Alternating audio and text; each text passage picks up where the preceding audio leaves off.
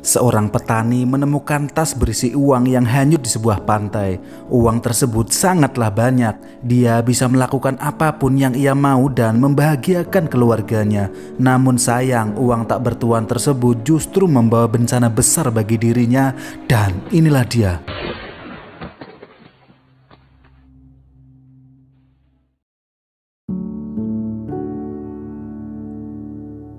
Pada masa lalu, di sebuah pesisir negara Kanada, banyak penduduk sekitar pantai menggantungkan hidupnya dari menjual lumut Irlandia.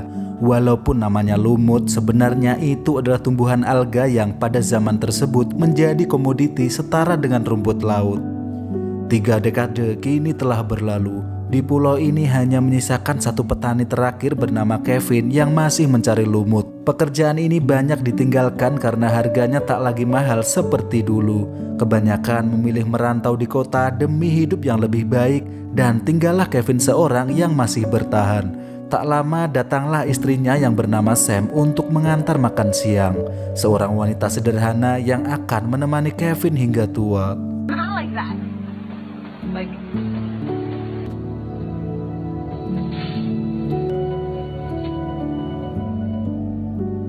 Suatu ketika, Sam yang tengah hamil menjelaskan kalau hasil penjualan lumut tak lagi mencukupi kebutuhan mereka, mengingat harga BBM naik ditambah sebentar lagi akan hadir si jabang bayi. Namun Kevin mempunyai keyakinan kalau ekonominya akan membaik. Ia pun menjual lumut itu di tempat Omer, seorang tengkulak renta satu-satunya yang masih tersisa. Namun lumut Kevin sangatlah kotor, tercampur dengan sampah serta pasir, dan hal itu berimbas ke pemasukannya yang hanya beberapa dolar saja. Thanks, Homer.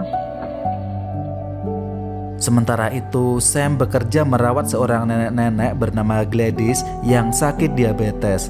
Dan kebetulan hari ini adalah Jumat yang menandakan waktunya Sam untuk gajian. The women took care of the children. Sesampai di rumah, mereka mulai berdebat. Sam mengajak Kevin untuk merantau ke kota, namun Kevin selalu menolak. Walau dompetnya tipis, Kevin tetap optimis. Ia tak ingin meninggalkan desa ini. Kevin selalu percaya kalau lumut akan membuatnya kaya suatu hari nanti. Oh, not coming back.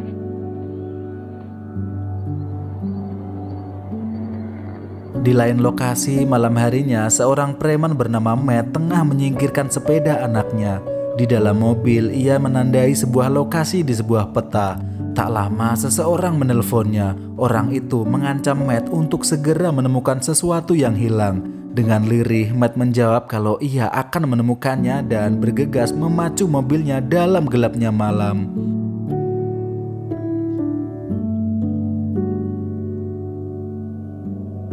Kabut subuh kini telah datang. Tiba saatnya bagi Kevin untuk mencari nafkah. Saya menyuruhnya untuk tidur dan jangan terlalu ngoyo. Namun Kevin harus mencari lumut lebih banyak lagi demi menjadi super dad untuk bayinya kelak. Bersama si kuda yang bernama Timo, mereka bekerja sama menggaruk pasir pantai dan mengumpulkan lumut. Namun setelah langit mulai membiru, Kevin dikejutkan oleh selembar uang 50 dolar Kanada. Ia begitu senang dan sumringah. Tak jauh dari situ, ia malah menemukan segepok lagi. Dengan rasa penasaran, Kevin menggali tumpukan sampah serta lumut yang ia keruk dan menemukan tas besar yang berisi uang yang sangat banyak. Hal itu sempat membuatnya tercengang, lalu bergegas Kevin pergi menyembunyikan uang tersebut. Sementara di tempat lain, Matt masih mencari-cari sesuatu yang ternyata adalah uang yang telah ditemukan oleh Kevin. Di gudang, Kevin mencuci semua uangnya yang tercampur pasir serta kotoran. Sementara di rumah, Sam sedang sibuk mencetak foto selfie mereka. Dengan tali karung, Kevin menjemur uang itu hingga memenuhi seluruh ruangan.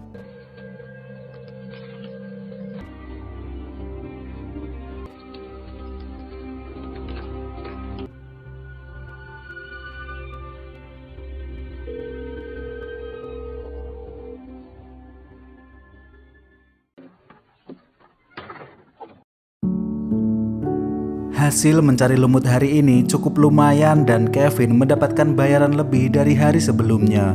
Ia terlihat santai karena uang itu tak ada nilainya jika dibandingkan uang yang ia temukan pagi tadi. Omer mengatai Kevin kalau ia adalah pria yang bodoh. Ia memberi nasihat agar Kevin mencari pekerjaan lain karena jika ia meninggal nanti, Kevin akan menjual lumut kemana lagi.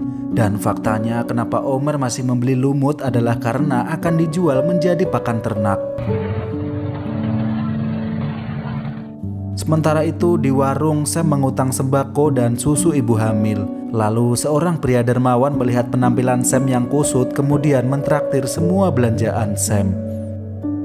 Sesampai di rumah, Kevin menyambut sang istri dengan makanan spesial dan melayaninya seperti saat PDKT dulu. Hari ini Kevin nampak sangat bahagia. Sam diberi uang yang lumayan banyak hingga membuatnya tertegun. Best day lost in years, I told you.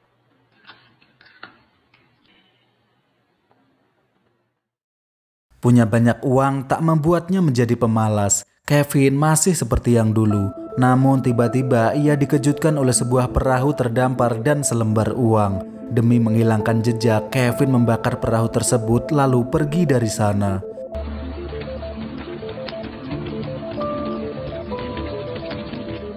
Sayangnya polisi menemukan perahu itu dan memadamkannya sebelum menjadi arang. Lalu di sana juga ada beberapa warga yang melihat termasuk Omer dan Sam. Tiba-tiba Crow si polisi wanita menemukan selembar uang. Lalu atasannya Jim menyuruh Crow untuk menyimpannya dan membubarkan para warga. Di rumah, Kevin yang selalu ceria memasak aci goreng untuk istrinya. Lalu tiba-tiba Omer datang. Ia bilang kalau dirinya lah yang pertama melihat perahu terbakar. Dan karena terlalu tua untuk mengangkat air, Omer pun memanggil polisi untuk memadamkannya. Dan ternyata Omer juga menemukan 2 lembar uang di sana. Omer memberikan separuh uang itu kepada Kevin yang terlihat tegang karena mengetahui perahu yang ia bakar ditemukan oleh polisi. Sementara Sam dalam diam, ia seperti menaruh curiga kepada suaminya.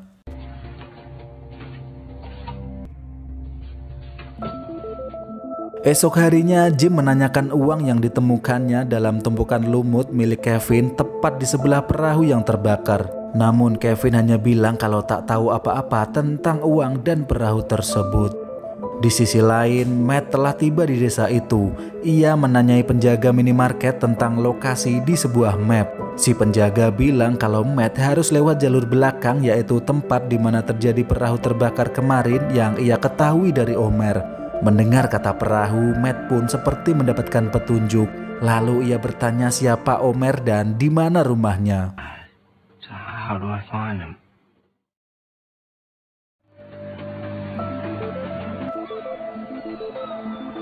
Di sisi lain, Kevin yang kembali mencari lumut dikejutkan oleh sebuah kehadiran.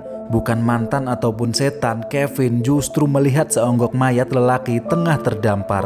Tak ingin diketahui siapapun, Kevin menyeret si mayat untuk disembunyikan dalam truk lumutnya. Lalu ia menuju tempat mobil rongsok dan mengubur mayat itu diam-diam.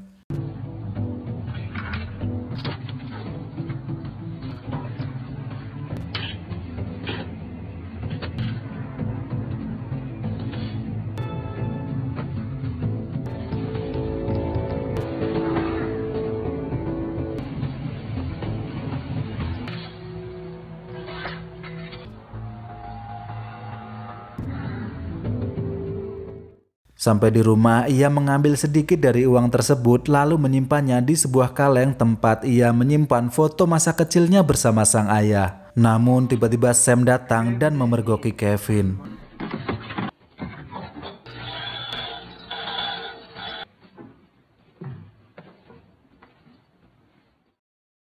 Kini Matt telah bertemu dengan Omer. Si Omer pun mengira kalau Matt ingin membeli pakan ternak dan mengajaknya masuk. Sementara itu, Kevin dan istrinya terlihat sibuk berenovasi rumah peninggalan sang ayah.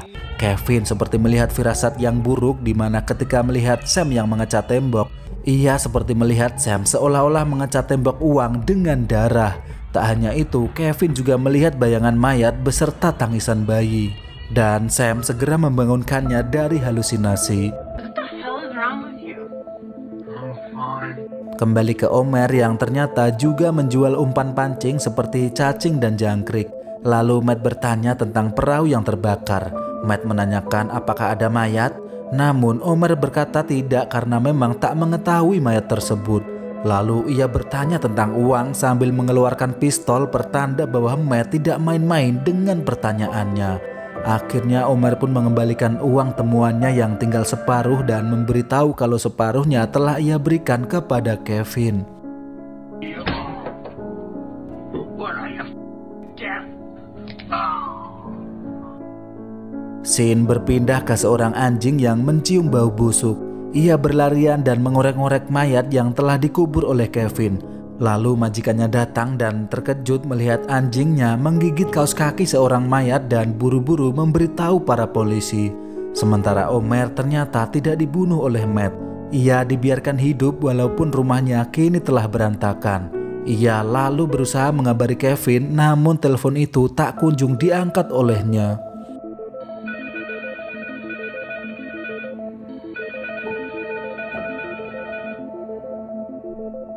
Jim yang telah sampai di TKP melihat segenggam lumut di mana hanya Kevinlah satu-satunya orang yang bertani lumut di sana.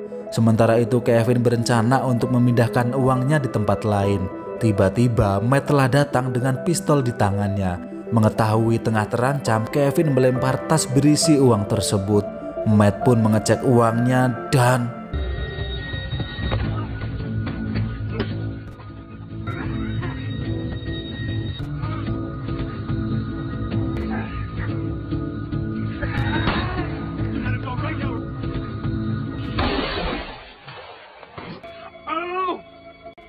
beruntung Jim telah datang, namun ia tewas tertembak di tangan Matt yang refleks karena terkejut. Dan faktanya masih ada satu tas lagi yang belum ditemukan. Tapi Kevin benar-benar tak mengetahuinya, lalu ia disuruh mengambil borgol milik Jim dan memakainya.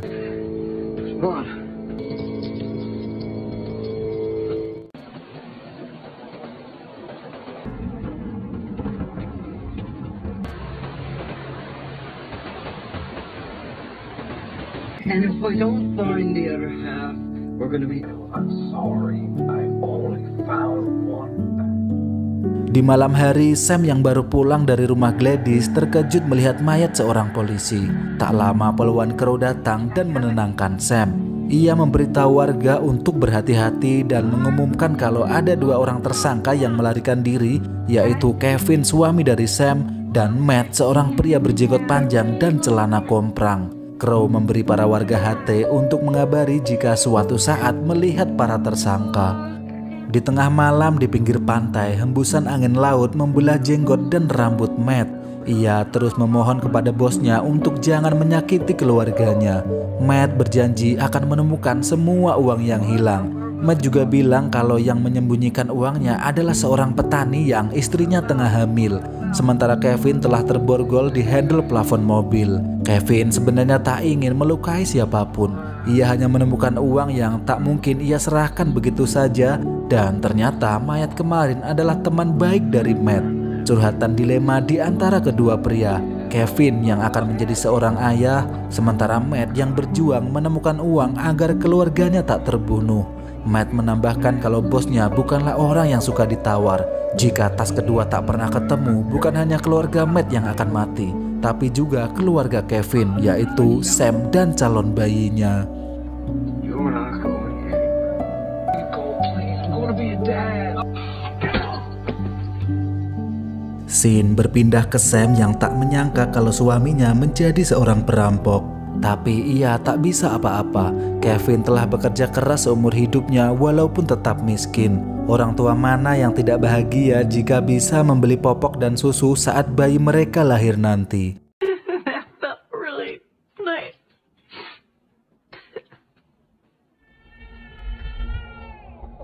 Kini mentari sedikit menerangi belahan bumi utara. Kevin terus dihantui oleh tangisan seorang bayi. Namun setelah terbangun, ia tak melihat batang hidung Matt. Ternyata Matt masih mencari lembaran uang demi menyelamatkan keluarganya. Namun tak lama para warga mendekat ke pantai itu dan di sisi lain Kevin terus berusaha melepaskan borgolnya.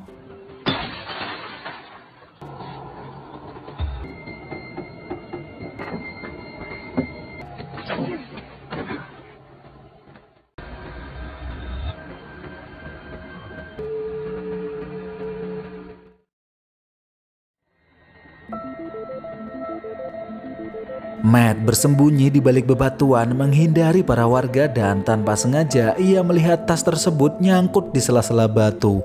Akhirnya ia berhasil, namun seorang wanita memergokinya. Matt tak membunuh orang itu dan membiarkannya pergi.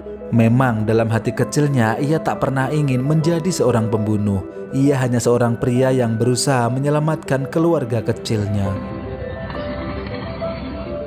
Di sisi lain, Sam yang diantar pulang oleh Crow yakin kalau bukan suaminya yang membunuh Jim, dan tak berapa lama Crow mendapatkan laporan kalau Matt telah berada di pantai.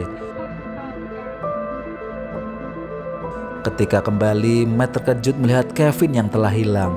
Jika Kevin membawa kabur uang itu, maka semua perjuangannya akan sia-sia. Beruntunglah tas itu masih ada, namun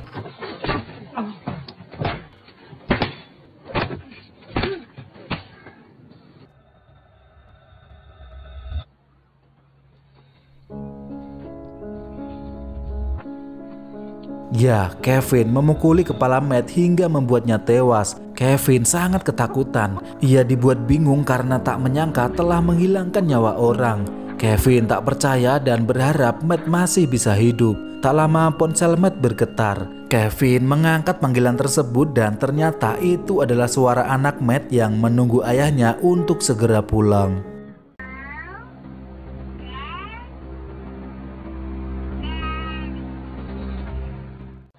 Mendengar itu membuat Kevin begitu sedih. Ia tak menyangka karena uang akan berujung seperti ini. Dengan kekesalan, Kevin membuang salah satu tas berisi uang tersebut. Merenung sejenak, kemudian ia berlari menuju rumah dan memanggil istrinya.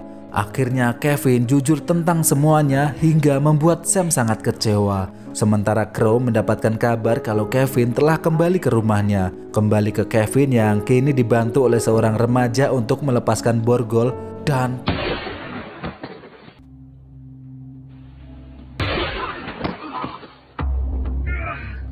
ya, dia adalah Fred, si pemilik uang yang hilang. Ia meminta Sam untuk keluar rumah. Kesabarannya kini telah habis dan menuntut apa yang telah menjadi haknya.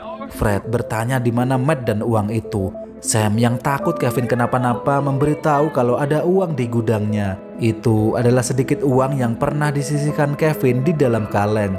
Merasa dipermainkan, Fred begitu kecewa karena itu hanya satu gepok kecil dan berencana menembak Kevin.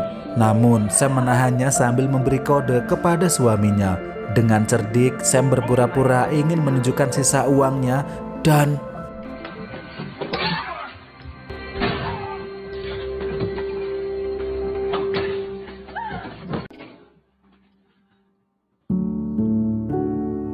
ya, Fred pun akhirnya tewas sementara Kevin kini tengah sekarat.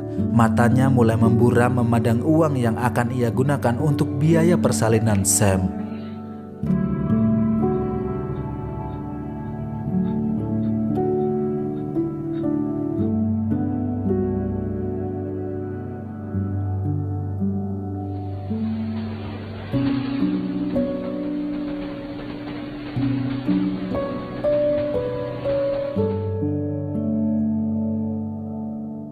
Waktu telah berlalu dan musim pun berganti. Kini Sam menjalani hari-hari seperti biasanya.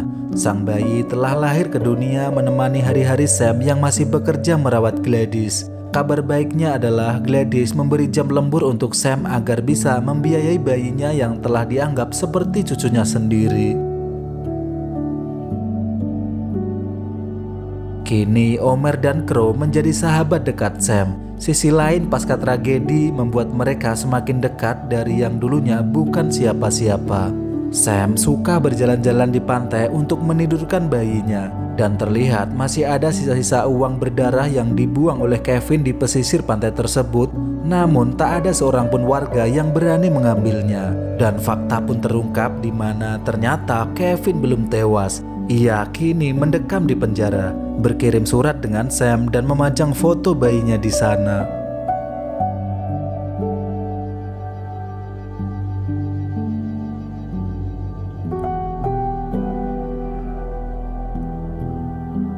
Sebuah cerita yang tidak biasa. Setiap karakter bertahan hidup dengan cara mereka sendiri.